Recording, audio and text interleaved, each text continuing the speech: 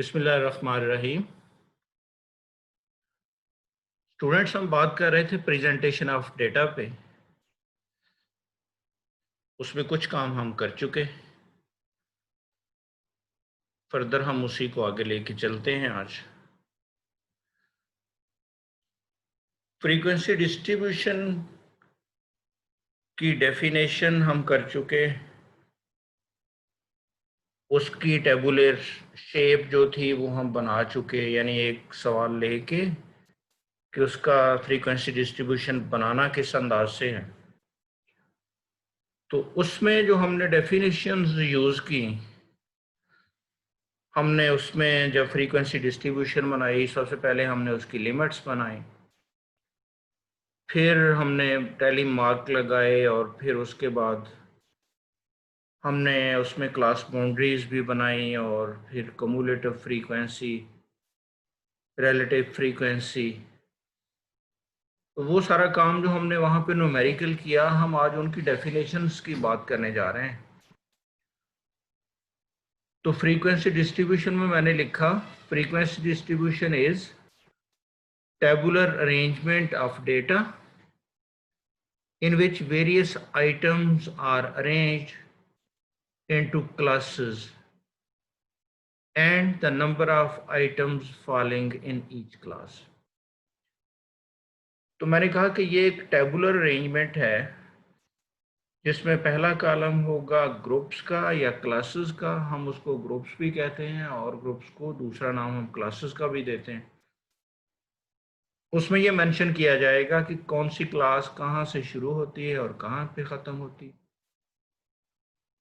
और उसके सामने फिर मेंशन किया जाएगा कि इस क्लास में फॉल करने वाली नंबर ऑफ ऑब्जर्वेशंस कितनी हैं, जिसको हम फ्रीक्वेंसी का नाम देते हैं। तो दूसरे लफ्ज़ों में फ्रीक्वेंसी डिस्ट्रीब्यूशन एक टेबल की शेप होगी, जिसमें एक कॉलम में ग्रुप्स लिखे हुए होंगे और दूसरे कॉलम में ये लिखा हुआ होगा कि इस ग्रुप में फॉल करने वाली वैल्यूज़ की तादाद क्या है। जाहिर है जो टोटल नंबर ऑफ ऑब्जर्वेशंस हैं हमारे पास, वो फ्रीक्वेंसीज वाले ग्रुप में डिस्ट्रीब्यूट की गई होंगी। यानी एक डेटा अगर उसमें 50 ऑब्जर्वेशंस हैं और हम उसकी 7 ग्रुप्स या 7 क्लासेस बना देते हैं, तो 50 को हमने 7 ग्रुप में डिस्ट्रीब्यूट करना है, और उस डिस्ट्रीब्यूशन में फ्रीक्वेंसी वाले कॉलम का टोटल हमेशा टोटल नंबर ऑफ ऑब्जर्वेशंस के बराबर होगा। क्योंकि इसमें टोटल फ्रीक्वेंसी को हम डिफरेंट ग्रुप्स में डिवाइड करते हैं, इसलिए इसको हम फ्रीक्वेंसी डिस्ट्रीब्यूशन का नाम देते हैं। जिस वक्त हम क्लासेस बनाते हैं या ग्रुप्स बनाते हैं, वहाँ पे न्यूमेरिकल करते हुए हमने ये जिक्र किया था फ्रीक्वेंसी डिस्ट्रीब्यूशन बनाते हुए कि पहली क्लास हम इस अंदाज से बनाते हैं कि सबसे छोटी वैल्यू जो डेटा में फॉल करती है वो उसमें अकोमोडेट हो जाए, और सबसे लास्ट वाली क्लास इस तरह से बनाते हैं कि सबसे बड़ी वैल्यू उसमें शामिल हो जाए। और क्लास का साइज या ग्रुप का साइज हम कितना रखते हैं वो प्री डिसाइडेड होता है कि हमने क्लास इंटरवल कितना रखना है। उसे हमने क्लास लिमिट्स, क्लास इंटरवल का नाम दिया था। तो लोअर क्लास लिमिट से लेके, यानी पहला ग्रुप हमने डिसाइड किया, फर्ज कर लें कि उसने 31 से शुरू होना है, तो अगर क्लास इंटरवल 10 का है तो दूसरे ने फिर 41 से शुरू होना है। यानी 31 में हमने क्लास इंटरवल ऐड करके दूसरी क्लास की लोअर क्लास लिमिट बना देनी है। पहली की अगर लोअर क्लास लिमिट 31 है और क्लास इंटरवल 10 है, तो दूसरी की क्या बन जाएगी, 31 + 10 दैट इज 41, और पहले वाले ग्रुप को हम फिर 40 पे रोक देंगे, इसलिए कि 41 अगर दूसरे ग्रुप में आया है तो फिर 40 जो है वो पहले में आएगा, 41 दूसरे में नहीं आएगा। इसी तरह से जिस वक्त हम 41 पे पहुंच गए, उसमें हमने क्लास इंटरवल 10 ऐड किया, तो हम तीसरी क्लास की लोअर क्लास लिमिट पे चले गए, वो 51 बनी। अब हमने तीसरी को अगर 51 से शुरू किया है तो दूसरी को 50 पे रोक देंगे, यानी अपर क्लास लिमिट दूसरे ग्रुप की 50 होगी, एंड सो ऑन। तो मैंने डेफिनेशन में लिखा, the both upper and lower value describing a class are including in this particular class. इसको हम इंक्लूसिव स्टाइल कहते हैं। ये दो लिमिट्स आपके सामने लिखी हुई हैं, 31 और 40। तो पहली क्लास में या पहले ग्रुप में 31 भी शामिल है और 40 भी शामिल है। इसी तरह से दूसरी क्लास में 41 भी शामिल है और 50 भी शामिल है। इसी तरह तीसरी क्लास में 51 भी शामिल है और 60 भी शामिल है। तो इसको हमने लिखा है इंक्लूसिव स्टाइल। इंक्लूसिव स्टाइल जिस वक्त हम रखते हैं तो हमारे पास ये जो लिमिट्स आती हैं ये क्लास लिमिट्स कहलाती हैं। अगर हम इसकी बजाय इंक्लूसिव स्टाइल की बजाय एक्सक्लूसिव स्टाइल रख दें, एक्सक्लूसिव स्टाइल का मतलब होगा कि जहाँ से पहला ग्रुप शुरू होता है वो तो उसमें शामिल है, लेकिन दूसरा ग्रुप क्योंकि 40 से शुरू हो गया यहाँ पे, तो ये 40 पे ख़त्म हो जाएगा। यहाँ पे अब 40 दोनों में तो आ नहीं सकता, इसलिए हम कहते हैं कि 40 पहले में शामिल नहीं है बल्कि दूसरे में शामिल है। इसको हम एक्सक्लूसिव स्टाइल कहते हैं। और अगर कहीं पे एक्सक्लूसिव स्टाइल हो तो ये क्लास बाउंड्रीज कहलाती है हमारे पास। तो क्लास बाउंड्री की डेफिनेशन में मैंने लिखा है the true and precise values which describe the true class limits of a class are called class boundaries। तो क्लास लिमिट्स की तरह ये भी लिमिट्स ही हैं, लेकिन इसको हम मोर प्रीसाइज लिमिट्स कह देते हैं, लिहाजा इसको फिर डिफरेंट नाम दिया गया। इनको हमने कहा क्लास बाउंड्रीज। यहाँ ये चीज़ नोट करने की है कि पहली क्लास 30 से शुरू हो रही और 40 पे ख़त्म हो रही, तो दूसरी 40 से ही शुरू हो रही और 50 पे ख़त्म हो रही। अब जाहिर है 40 अगर एक वैल्यू है तो उसको हम दोनों में तो शामिल कर नहीं सकते, ओवरलैपिंग तो करनी ही नहीं। लिहाजा हम क्या करते हैं कि पहले ग्रुप की जो लास्ट वैल्यू है 40, जिसे हम क्लास बाउंड्री कह रहे हैं, उसको हम इसमें नहीं शामिल करते बल्कि अगले में ले जाते हैं। यानी यूं कहिए कि पहला ग्रुप असल में है 30 बट लेस देन 40 और दूसरा है 40 बट लेस देन 50। सिमिलरली तीसरा है 50 but less than 60 and so on. तो इनको हम नाम देते हैं क्लास बाउंड्रीज का। जो लोअर वाली है, जो नीचे वाली है, उसको हम कहते हैं लोअर क्लास बाउंड्री, और जो ऊपर वाली है उसको हम कहते हैं अपर क्लास बाउंड्री। इन दोनों में फ़र्क नहीं होता, पहली क्लास 40 पे ख़त्म हुई तो दूसरी 40 पे ही शुरू होगी, जबकि क्लास लिमिट्स में ऐसा नहीं होता। क्लास लिमिट्स में पहला ग्रुप 40 पे ख़त्म हुआ है तो दूसरा 41 पे शुरू हुआ है। इसी तरह दूसरा ग्रुप 50 पे ख़त्म हुआ है तो तीसरा 51 पे शुरू हुआ, एंड सो ऑन। अच्छा, इन क्लास लिमिट्स को हम क्लास बाउंड्रीज में बदलना चाहें तो बदल सकते हैं। किस तरह से कि ये गैप हम ख़त्म कर दें 40 और 41 का, तो 0.5 जो है इसमें शामिल कर दें, इसको आगे ले जाएं 40.5 पे और इसको पीछे ले आएँ 40.5 पे, ये भी आ जाएगा। तो दोनों वैल्यूज सेम हो जाएंगी, उसको फिर हम क्लास बाउंड्रीज का नाम दे देते हैं। या क्लास बाउंड्रीज हम इस तरह भी लिख सकते हैं। ये तो ग्रुप हमने लिखा ना 20 से 40 और 30 से 40 और 40 से 50। हम इसको एक डेसिमल तक लिखना चाहें तो फिर लिखेंगे 20.5 से 30.5, दूसरा होगा 30.5 से 40.5 एंड सो ऑन। तो इसमें भी आप देख रहे हैं कि पहले ग्रुप की अपर क्लास बाउंड्री थी 30.5, दूसरे की अपर क्लास बाउंड्री थी, दूसरे की लोअर क्लास बाउंड्री थी 30.5, तो ये रिपीटेड आपके पास आ रही हैं। तो अब दूसरा ग्रुप खत्म होगा 40.5 पे, तो तीसरा 40.5 पे शुरू हो जाएगा। अब इसको हम इंक्लूसिव स्टाइल की बजाय एक्सक्लूसिव स्टाइल कह देते हैं। एक्सक्लूसिव स्टाइल हम जाहिर है इसलिए कह रहे हैं कि हमारे पास पहला ग्रुप है 20.5 से 30.5, दूसरा है 30.5 से 40.5, तो 30.5 को दोनों तरफ तो शामिल नहीं कर सकते, लिहाजा हम क्या करेंगे, पहले ग्रुप को रखेंगे 20.5 बट लेस देन 30.5। इसी तरह दूसरा होगा 30.5 बट लेस देन 40.5। तो लेस देन 40.5 का मतलब है कि 40.5 हमने इसमें शामिल नहीं करना बल्कि उसको अगली क्लास में लेके जाना है। उसके बाद है जी हमारे पास मिड पॉइंट, इसको हम क्लास मार्क का नाम भी देते हैं। तो मिड पॉइंट एक ऐसी वैल्यू है जो डेटा के क्लास को दो इक्वल हिस्सों में डिवाइड कर देती है, जो एक ग्रुप को दो हिस्सों में डिवाइड कर देती है। तो मैंने लिखा it is the point which divides the class into two equal halves. It is calculated by finding the mean या average of the two limits या टू बाउंड्रीज एवरेज या मीन किस तरह से लेते हैं, हम दो वैल्यूज़ का मीन लेना हो तो दोनों को ऐड करके दो पे डिवाइड कर लेते हैं।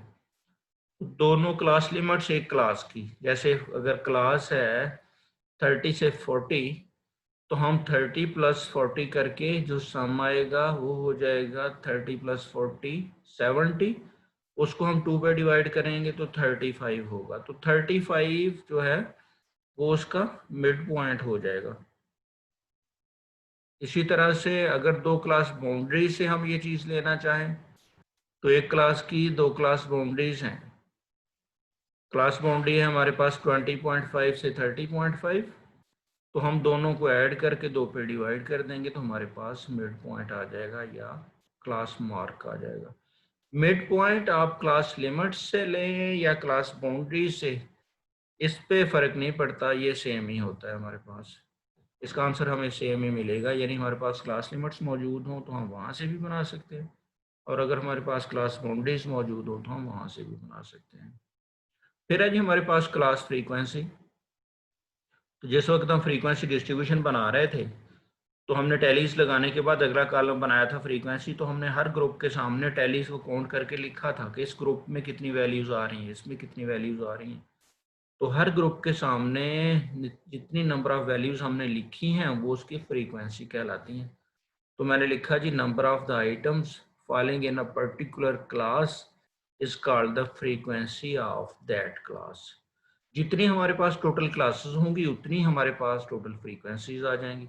यानी अगर हमने 7 ग्रुप्स बनाए हैं तो फ्रीक्वेंसीज भी हमारे पास 7 होंगी। पहले ग्रुप के सामने उसकी फ्रीक्वेंसी लिखी होगी, दूसरे ग्रुप के सामने उसकी फ्रीक्वेंसी लिखी होगी, एंड सो ऑन। और अगर हमने 50 वैल्यूज़ को 7 क्लासेस में डिस्ट्रीब्यूट किया है तो उन फ्रीक्वेंसीज का सम, जिसे हम समेशन एफ या एन कहते हैं, वो टोटल नंबर ऑफ ऑब्जर्वेशंस के बराबर आ जाएगा। फिर हम बात करते हैं जी क्लास इंटरवल की। तो मैंने लिखा the difference between upper and lower class boundaries not class limits of A class is called the class interval.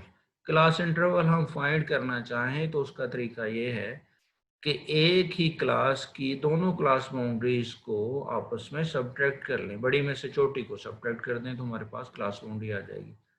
ये चीज़ जहन में रखें कि क्लास लिमिट से अगर हम क्लास इंटरवल फाइंड करते हैं तो वो गलत होगा, वो दुरुस्त नहीं होगा। क्लास इंटरवल की डेफिनेशन है the difference between upper class boundary and lower class boundary of A class. तो बड़ी बाउंड्री में से छोटी बाउंड्री को माइनस करना है तो हमारे पास क्लास इंटरवल आ जाएगा। फिर हमारे पास रिलेटिव फ्रीक्वेंसी। हमने फ्रीक्वेंसीज बनाई हुई हैं। अगर हमारे पास 7 ग्रुप्स हैं तो उनमें से हर एक के सामने फ्रीक्वेंसी मौजूद है। हम पहले ग्रुप की फ्रीक्वेंसी को टोटल नंबर ऑफ ऑब्जर्वेशंस पे या समीशन एफ पे हम डिवाइड कर दें तो उसको हम रिलेटिव फ्रीक्वेंसी का नाम देते हैं। तो इसकी डेफिनेशन में मैंने लिखा the frequency of a class is divided by sum of all frequencies, then it is called relative frequency। इसको हम relative frequency भी कहते हैं, इसको हम probability भी कहते हैं। यहाँ पे हम frequency distribution की सेंस में बात कर रहे हैं तो यहाँ पे उसको हम frequency relative frequency कहेंगे। ये probability भी होती है वैसे। फिर लिखा total of relative frequencies is always 1। जाहिर है अगर फ्रीक्वेंसीज के सम पे हम हर एक को डिवाइड करते जा रहे हैं तो जब हम उसका टोटल करेंगे तो ऊपर भी सम होगा, डिवाइजर के नीचे भी सम होगा। तो 50 डिवाइडेड बाई 50 हमारे पास 1 के बराबर आ जाएगा। जैसे टोटल प्रोबेबिलिटी 1 होती है हमेशा, ऐसे ही रिलेटिव फ्रीक्वेंसी वाले कॉलम का टोटल भी हमारे पास 1 के बराबर। फिर हम बात करते हैं परसेंटेज रिलेटिव फ्रीक्वेंसी की। जो हमने रिलेटिव फ्रीक्वेंसी का कॉलम बनाया है वहाँ पे जो भी वैल्यू हमें मिल रही है वो 1 से छोटी है, इसलिए कि 1 टोटल है और उसके ये हिस्से हुए हुए हैं। तो अगर उसको हम 100 से मल्टीप्लाई करते जाएं हर रिलेटिव फ्रीक्वेंसी को तो हमारे पास परसेंटेज रिलेटिव फ्रीक्वेंसी बनती जाएगी। जैसे रिलेटिव फ्रीक्वेंसी वाले कॉलम में सम ऑफ रिलेटिव फ्रीक्वेंसीज यानी रिलेटिव फ्रीक्वेंसीज का टोटल हमें 1 मिलता है, बिल्कुल ही ऐसे परसेंटेज रिलेटिव फ्रीक्वेंसी वाले कॉलम का टोटल हमें फिर 100 मिल जाएगा। फिर हम बात करते हैं कम्युलेटिव फ्रीक्वेंसी डिस्ट्रीब्यूशन।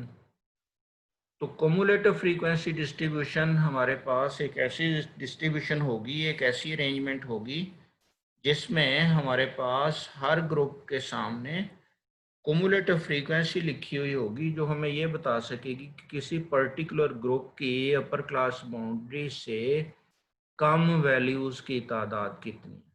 तो मैंने डेफिनेशन में लिखा, total number of values less than the upper class boundary of a particular class is called cumulative frequency, या इसको लेस देन cumulative frequency भी कहते हैं। तो cumulative frequency या लेस देन cumulative frequency बनेगी कैसे? जिस क्लास बाउंड्री से लेस की हम बात कर रहे हैं उससे नीचे वाली सारी फ्रीक्वेंसीज को हम आपस में ऐड कर देंगे। फिर मैंने लिखा है the table showing the cumulative frequency against the class boundaries of each class is called cumulative frequency distribution. तो कम्युलेटिव फ्रीक्वेंसी और कम्युलेटिव फ्रीक्वेंसी डिस्ट्रीब्यूशन में फ़र्क क्या हुआ? कम्युलेटिव फ्रीक्वेंसी हुई हर क्लास की अपर क्लास बाउंड्री से कम वैल्यूज़ की तादाद, और अगर इस तरह से हम टेबुलर शेप बना दें, यानी हर अपर क्लास बाउंड्री लिखी हुई हो और साथ मेंशन हो कि इससे कम नंबर ऑफ ऑब्जर्वेशंस की तादाद कितनी है, ये कंप्लीट टेबल जब हमारे सामने होगा तो हम उस टेबल को कहेंगे कि ये हमारे पास कम्युलेटिव फ्रीक्वेंसी डिस्ट्रीब्यूशन है, या less than cumulative frequency distribution का टेबल। फिर है मोर देन कम्युलेटिव फ्रीक्वेंसी डिस्ट्रीब्यूशन। जैसे हमें यहाँ पे ये चीज़ मिल रही थी कि एक पर्टिकुलर क्लास की अपर क्लास बाउंड्री से कम तादाद कितनी है वैल्यूज़ की, ऐसे ही अगर हम ये जानना चाहें कि किसी पर्टिकुलर क्लास की लोअर क्लास बाउंड्री से बड़ी साइज़ की वैल्यूज़ की तादाद कितनी है, तो उसके लिए हम more than cumulative frequency distribution बना लेते हैं।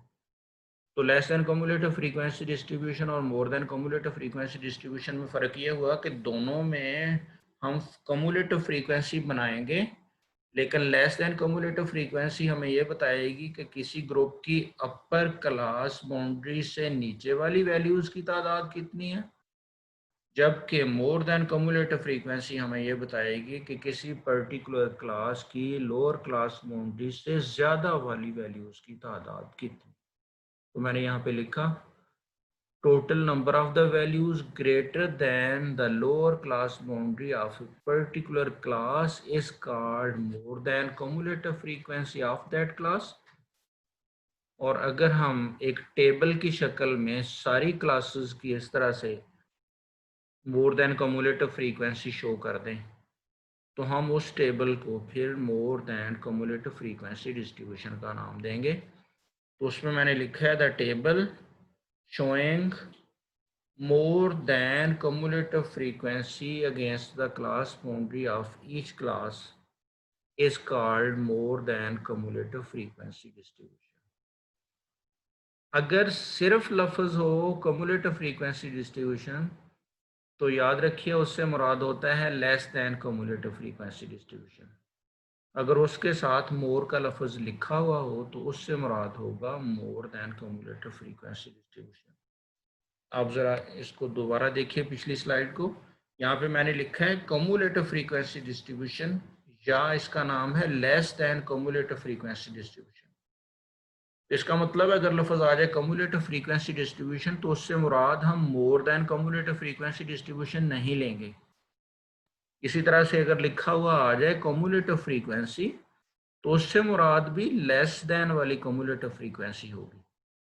अगर कहीं लिखा हुआ है मोर देन कम्युलेटिव फ्रीक्वेंसी तो उससे मुराद होगा फिर मोर देन वाली कम्युलेटिव फ्रीक्वेंसी। तो अगर हम कहें कम्युलेटिव फ्रीक्वेंसी डिस्ट्रीब्यूशन बनाना चाहते हैं या कहें less than cumulative frequency distribution बनाना चाहते हैं तो इसके मीनिंग सेम है। लेकिन अगर हम कहते हैं कि हम more than cumulative frequency distribution बनाना चाहते हैं तो इसके मीनिंग उससे डिफरेंट है। मोर देन कम्युलेटिव फ्रीक्वेंसी में हम इस तरह की फ्रीक्वेंसी डिस्ट्रीब्यूशन बनाएंगे जिसमें हर ग्रुप के सामने उस ग्रुप की लोअर क्लास बाउंड्री से बड़ी वैल्यूज की तादाद लिखी हुई होगी। फिर है जी हमारे पास बाईवेरिएट फ्रीक्वेंसी डिस्ट्रीब्यूशन। बाज़ औक़ात हमारे पास ऑब्जर्वेशंस जो हैं वो पेयर्स की शक्ल में होती हैं, तो जहाँ पे ऑब्जर्वेशंस पेयर्स की शक्ल में हो तो वहाँ पे हम उसकी टेबुलर अरेंजमेंट करते हैं, तो हम उसको बाईवेरिएट डाटा कहते हैं। और उसकी क्लासिफिकेशन जो बनती है उसको हम कहते हैं टू वे फ्रीक्वेंसी डिस्ट्रीब्यूशन। ये असल में टू वे क्लासिफिकेशन होती है। एक डायरेक्शन में हम एक्स एक्सिस पे एक वेरिएबल को रखते हैं, वाई एक्सिस पे दूसरे वेरिएबल को रखते हैं, और जो उनके कॉरस्पॉन्डिंग हमारे पास बॉक्सेस बनते हैं उनमें हम उनकी फ्रीक्वेंसीज को डिस्ट्रीब्यूट कर देते हैं। तो बाईवेरिएट फ्रीक्वेंसी डिस्ट्रीब्यूशन की ज़रूरत हमें वहाँ पड़ती है जहाँ हमारे पास एक वैल्यू की बजाय दो वैल्यूज़ होती हैं हर एंट्री के सामने। उन दोनों वैल्यूज़ को मद्देनज़र रखते हुए हम जो डिस्ट्रीब्यूशन बनाएंगे उसको हम नाम देंगे बाईवेरिएट फ्रीक्वेंसी डिस्ट्रीब्यूशन। याद रखें, अगर कहीं फ्रीक्वेंसी डिस्ट्रीब्यूशन कहा गया है तो उससे मुराद सिंगल वेरिएबल फ्रीक्वेंसी डिस्ट्रीब्यूशन है, जो हम पहले बात कर चुके। बाईवेरिएट फ्रीक्वेंसी डिस्ट्रीब्यूशन की बात उस वक्त होगी जब हमारे पास ये लफ्ज़ लिखा हुआ होगा कि we are talking about the bivariate frequency distribution. Thank you very much.